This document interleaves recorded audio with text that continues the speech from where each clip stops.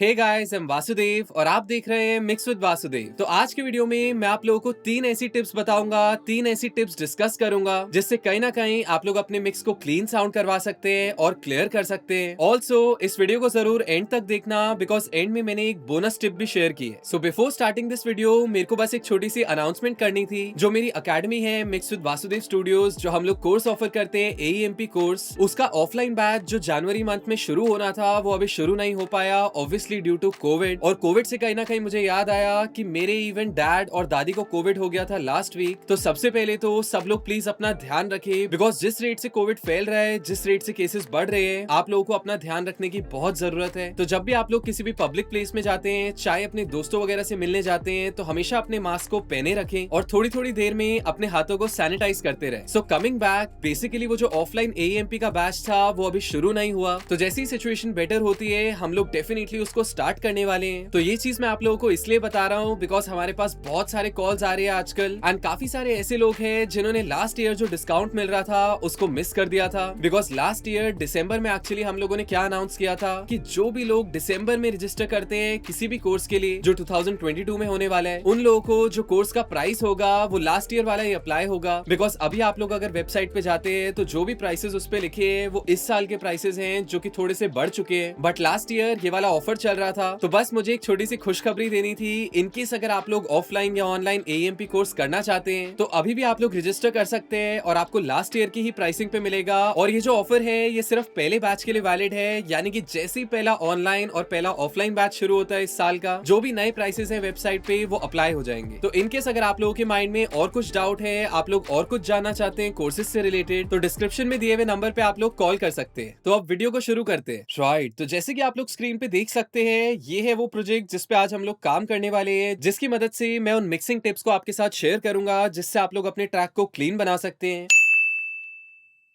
सबसे पहले अगर हम लोग टिप नंबर 1 की बात करें तो टिप नंबर 1 सिंपली ये कहती है कि हर इंस्ट्रूमेंट जो है आपका वो अपनी पर्टिकुलर फ्रीक्वेंसी रेंज में होना चाहिए। तो आई नो आप लोगों ने पहले भी ये वाली स्टेटमेंट सुनी होगी। तो आज मैं आप लोगों को इसी चीज को प्रैक्टिकली दिखाऊंगा, येट एक बहुत ही फन एग्जाम्पल दूंगा। तो सबसे पहले जैसे कि आप लोग यहाँ पे देख सकते हैं, अगर हम लोग लास्ट वाले कोरस में चले तो यहाँ पे एक बहुत ही बढ़िया सा इंस्ट्रूमेंट है जो प्ले होता है जिसका नाम है plugged harmony. So let's listen to it once.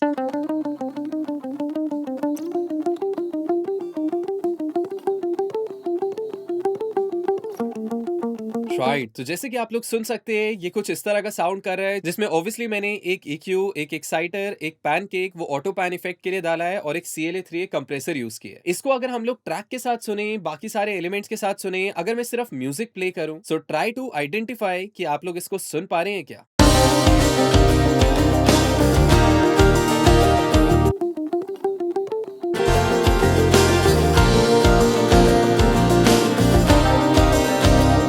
Right, तो जैसे कि आप लोग सुन सकते हैं, ऑब्जर्व कर सकते हैं, वो काफी सारी हाईलाइट कर रही है। तो इनकेस अगर मैं आप लोगों को उसका EQ कर्व दिखाऊं तो आप लोगों को दिखेगा कि कहीं ना कहीं मैंने एक्सट्रीम जो लो एंड था उसको रिड्यूस कर दिया यहाँ पे। एट द सेम टाइम जो मेरे हाईज हैं उनको भी थोड़ा सा डिप कर दिया और सिर्फ वही फ्रीक्वेंसीज बूस्ट किए हैं जो कहीं ना कहीं उसको हाईलाइट कर रही थी जहाँ पे वो लाई कर रहा था। तो एक बार हम लोग कंपेयर करके देखते हैं कि इस EQ से इस साउंड में क्या फर्क पड़ा।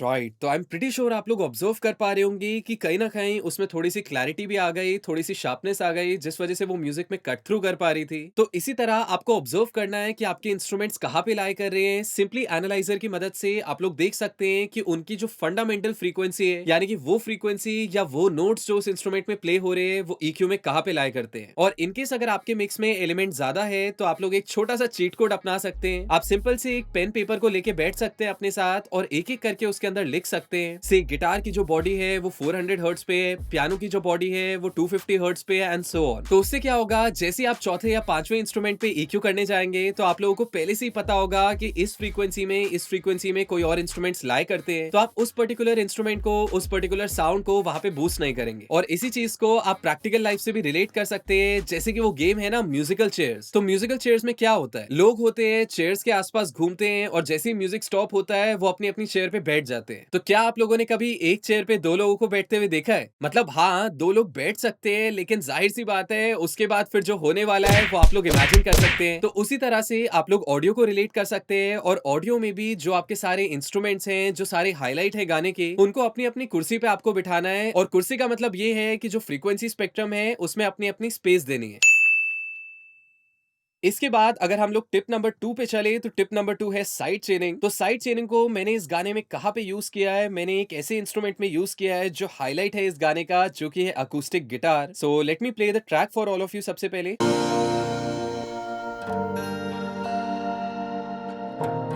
है रुकावटें न रास्तों में, ख्वाबों की है पर डगर, अब ठान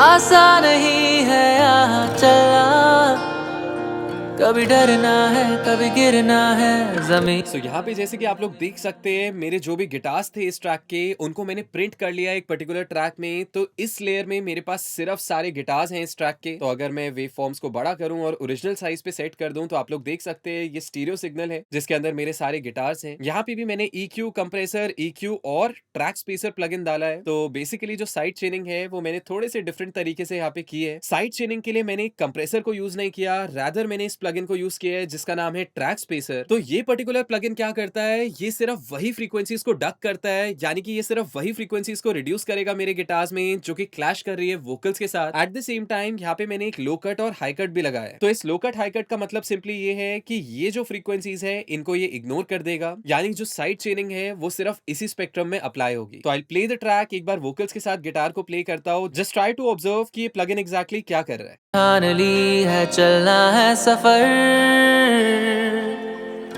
आसान नहीं है यहाँ चलना, कभी डरना है कभी गिरना है जमीन पर, उठना भी है मगर। राइट, तो आई एम प्रीटी श्योर आप लोगों को रियलाइज हो रहा होगा कि जब जब वोकल्स आ रहे हैं तब तब गिटार पीछे दब रहा है, पीछे सप्रेस हो रहा है, एंड जैसे ही वोकल्स ऑफ होते हैं गिटार को एम्प्टी स्पेस मिलता है तो एकदम से उसका लेवल ऊपर हो जाता है। सो साइड चेनिंग के अगर मैं और कॉमन एप्लीकेशंस की बात करूं तो इसको किक और बेस में तो अप्लाई करते ही है। इसी के साथ आप लोग क्या कर सकते हैं, जब आपका मिक्स फाइनलाइज हो रहा होता है, जब आप लोग लास्ट स्टेज में होते हैं मिक्स की, तो आप लोग सारे म्यूजिक को एक पर्टिकुलर ऑक्स ट्रैक में, एक खाली ट्रैक में भेज सकते हैं और उसको रीनेम कर लीजिए म्यूजिक ट्रैक। तो अब आप लोग लास्ट में क्या कर सकते हैं, आपका जो म्यूजिक ट्रैक है उसको साइड चेन कर दीजिए वोकल ट्रैक के साथ। तो उसकी मदद से क्या होगा, वोकल्स को एक छोटी सी पॉकेट मिल जाएगी ट्रैक में। बस मेक श्योर करें कि आप लोग रिडक्शन को ज्यादा ना करें, बिकॉज इनकेस अगर आप लोग रिडक्शन ज्यादा कर देंगे तो पूरा मूवमेंट ऐसा फील होगा कि कम ज्यादा हो रहा है। तो बस हमें यही चीज मेक श्योर करनी है कि ये जो साइड चेनिंग है ये एविडेंट ना हो, और अगर एक लेमैन आपका गाना सुने तो उसके ये चीज पकड़ में नहीं आनी चाहिए कि आपका जो गिटार है उसका लेवल अप डाउन हो रहा है। इसी के साथ टिप नंबर 3 पे अगर हम लोग चले, तो टिप नंबर 3 सिंपली ये कहती है कि कंप्रेशन से ज्यादा ऑटोमेशन को प्रायोरिटी दो when it comes to balancing. Because ये चीज मैंने बहुत सारे फेमस ट्रैक्स में ऑब्जर्व की है कि कहीं ना कहीं वो लोग वोकल्स को बहुत ज्यादा ओवर कंप्रेस कर देते हैं, उनको ब्लेंड करने के लिए, उनको म्यूजिक में मिलाने के लिए। वेयर एज बैलेंसिंग का सबसे पहला रूल होता है कि सबसे पहले ऑटोमेशन से बैलेंस करके देखो, लेवलिंग करके देखो, उसके बाद यूज कंप्रेशन थोड़ा बहुत टेक्सचर ऐड करने के लिए, थोड़ा बहुत ग्लू करने के लिए चीजों को। तो जैसे कि आप लोग देख सकते हैं यहाँ पे वोकल का अगर मैं ऑटोमेशन ट्रैक आपको दिखाऊं तो आप लोगों की पहचान में भी आ गया होगा ये ट्रैक, बिकॉज इस पे मैं ऑलरेडी एक वीडियो बना चुका हूं जिसके अंदर वोकल मिक्सिंग ट्रिक की मैंने एक बात की थी, जिसमें मैंने ये ऑटोमेशन डिस्कस की थी। सो अगर मैं आप लोगों को वोकल्स को सोलो करके सुनाऊं तो just try to observe the dynamics. एक बार डायनेमिक्स ऑब्जर्व करके देखिए वोकल्स के। इस मौसम की बारिश में भीगा भीगा हूँ मैं, इन पेड़ों की छाँव में है सुकून, यही रहना बस यही रहना है मुझे, मैं हूँ राही राही। राइट, और अगर हम लोग इसको ट्रैक के साथ सुने, आसान नहीं है यहाँ चलना, कभी डरना है कभी गिरना है जमीन पर। राइट, तो जैसे कि आप लोगों को रियलाइज हो रहा होगा, वोकल्स काफी लाइव, काफी ज्यादा नेचुरल साउंड कर रहे हैं और ऐसा पता नहीं चल रहा, बहुत ज्यादा एविडेंट नहीं हो रहा कि वोकल्स कंप्रेस हो रहे हैं यहाँ पे। और अगर इसकी प्लग इन चेन की भी मैं बात करूं, इसके अंदर मैंने 2 कंप्रेसर्स और एक sort of multi band compressor का यूज किया है। लेकिन अगर आप लोग रिडक्शन देखेंगे तो आप लोगों को समझ आ जाएगा कि कितना सॉफ्ट कंप्रेशन किया है मैंने। आसान नहीं है यहाँ चलना, कभी डरना है कभी गिरना है जमीन पर। सो रफली 2-3 डेसिबल्स रिड्यूस हो रहा है इस वाले कंप्रेसर से, और अगले कंप्रेसर से देखते हैं। चलना, कभी डरना है कभी गिरना है जमीन पर। अगेन सिर्फ 1-2 dB रिड्यूस कर रहा है ये वाला कंप्रेसर। उसके बाद मैंने सिंपली मल्टी बैंड डाला है थोड़े से हाइस को कंट्रोल करने के लिए। तो एक तरह से आप कह सकते हैं कि पूरे ट्रैक को कंप्रेस नहीं कर रहा, इससे मैं सिर्फ पर्टिकुलर फ्रीक्वेंसीज को कंप्रेस कर रहा हूँ। कभी डरना है कभी गिरना है जमीन पर, उठना भी है मगर। एक तरह से कहीं ना कहीं कह सकते हैं डीएसआर की तरह ये एक्ट कर रहा है। बट आई होप आप लोगों को ये वाला पॉइंट क्लियर हुआ होगा कि इनकेस अगर आप लोगों को बैलेंस करना है अपने ऑडियो सिग्नल को और आपको दिख रहा है कि उसमें डायनेमिक्स काफी ज्यादा है, वो काफी ज्यादा डायनेमिक है, तो हमेशा सबसे पहले प्रायोरिटी दे ऑटोमेशन को और उसके बाद कंप्रेशन को यूज करे। बिकॉज कंप्रेशन मेनली चीजों को ग्लू करने के लिए, चीजों में टेक्सचर ऐड करने के लिए यूज होता है, rather than actually quashing things. चीजों को पिचकाने का मतलब मिक्स करना नहीं होता, रादर चीजें लाइव साउंड करनी चाहिए, डायनेमिक साउंड करनी चाहिए, एट द सेम टाइम उनकी जगह बननी चाहिए मिक्स में। तो इनकेस अगर आप लोगों ने वीडियो को यहाँ तक देख ही लिया है तो एक बोनस टिप जो मैं आप लोगों के साथ शेयर करने वाला हूँ, जिसने नॉट जस्ट इस ट्रैक में बल्कि मेरे बहुत सारे प्रोजेक्ट्स में मेरी मदद की है, उसको समझने के लिए हम लोगों को सबसे पहले एक ऑडियो ट्रैक को सोलो करना पड़ेगा, जो कि है हमारा electric piano. So let's see कहाँ है हमारा ईपी। राइट, तो जैसे कि आप लोग देख सकते हैं ये है हमारा इलेक्ट्रिक पियानो। तो सबसे पहले just try to feel this sound, सबसे पहले इसको सुन के देखो और फिर उसके बाद मैं वो गोल्डन टिप आप लोगों के साथ शेयर करूंगा।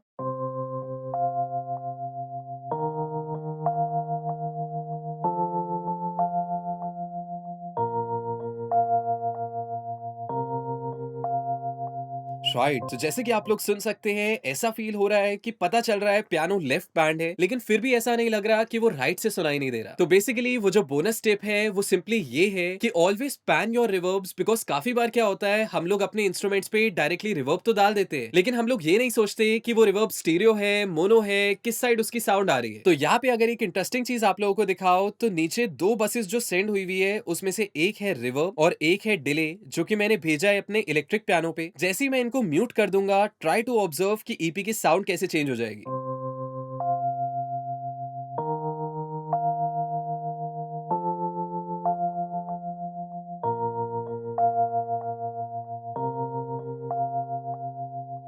राइट, जमीन आसमान का फर्क था। और सिंपली वो कैसे मैंने अचीव किया, जैसे कि आप लोग देख सकते हैं ईपी को मैंने लगभग -32 पे लेफ्ट पैन किया हुआ है, यानी जो मेरा ईपी है वो लेफ्ट हैंड साइड से सुनाई देगा, वेयर एज उसका जो रिवर्ब है उसको मैंने 37+ पे राइट पैन किया हुआ है। और अगर आप लोग ध्यान से देखें तो ऊपर मोनो ट्रैक लिया हुआ है। तो मैंने यहाँ पे क्या किया कि जो मेरा लेफ्ट हैंड साइड पे पैन है ईपी, मैंने उसके रिवर्ब को मोनो किया सबसे पहले और उसको ऑपोजिट पैन कर दिया। यानी आसान भाषा में जिस साइड से आपका इंस्ट्रूमेंट सुनाई देगा, अब उसके ऑपोजिट साइड से उसका रिवर्ब सुनाई देगा, जिसका सिंपल सा फायदा है और वो ये है कि ऐसा नहीं लगेगा कि आपका इंस्ट्रूमेंट अब सिर्फ एक ही साइड से आ रहा है। एट द सेम टाइम मेरा जो डिले है वो भी आप लोगों को दिख रहा होगा, राइट हैंड साइड से सुनाई दे रहा है। तो अगर मैं इस ट्रैक के डिले और रिवर्ब को सोलो करके आप लोगों को सुनाऊं ताकि आप लोगों को एग्जैक्टली समझ आए कि यहाँ पे क्या हो रहा है।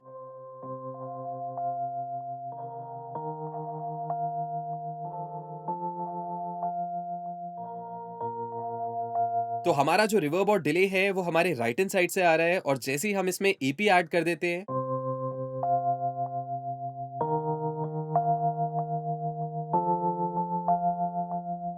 तो अभी कहीं ना कहीं हमारा ईपी बच तो लेफ्ट हैंड साइड से रहा है, लेकिन कहीं ना कहीं वो काफी स्टीरियो फील हो रहा है। एंड मोर देन दैट आप लोगों को क्लैरिटी भी फील हो रही होगी। तो ये वाली टेक्निक को आप लोग कहीं पे भी अप्लाई कर सकते हैं। से फॉर एग्जांपल अगर आपने गिटार को लेफ्ट पैन किया है तो उसके रिवर्ब को राइट पैन कर दे, अगर आपने पियानो को राइट पैन किया है तो उसके डिले को लेफ्ट पैन कर दे। तो उससे आपका जो मिक्स है वो थोड़ा सा 3 डायमेंशनल भी साउंड करेगा और कहीं ना कहीं ऐसा नहीं लगेगा कि एक पर्टिकुलर जगह से एक पर्टिकुलर साउंड ही सुनाई दे रही है। और जब भी आप लोग इस ट्रिक को अप्लाई करें तो मेक श्योर करें कि जो आप रिवर्ब और डिले डाल रहे हैं वो मोनो है, वो सेंटर में है पहले से ही, ताकि आप उसको अपनी मर्जी से पैन कर सके। बिकॉज पैनिंग के बाद आप लोगों ने नोटिस किया होगा कि काफी ज्यादा क्लैरिटी मेंटेन थी और ऐसा नहीं लग रहा था कि आपकी साउंड मफल्ड हो गए या खूब सारा रिवर्ब या डिले डाल दिया गया हो। सो आई होप आप लोगों को कुछ ना कुछ सीखने को मिला होगा इस वीडियो से। So let me know in the comments कि आप लोगों की फेवरेट टिप कौन सी थी, ऐसी कौन सी टिप थी जो आप लोगों को सबसे ज्यादा पसंद आई। और इनकेस अगर आप लोग ऐसे और भी वीडियोस देखना चाहते हैं तो मुझे नीचे कमेंट्स में जरूर बताना। भाई तेरा वो म्यूजिकल चेयर वाला एग्जाम्पल तो काफी खतरनाक था। ऐसा क्या? थैंक्स भाई। हाँ, लेकिन एक सवाल है मेरा। हाँ पूछ। अगर कंप्रेसर का काम ऑटोमेशन कर देता है तो इतने महंगे महंगे कंप्रेसर क्यों बिकते हैं?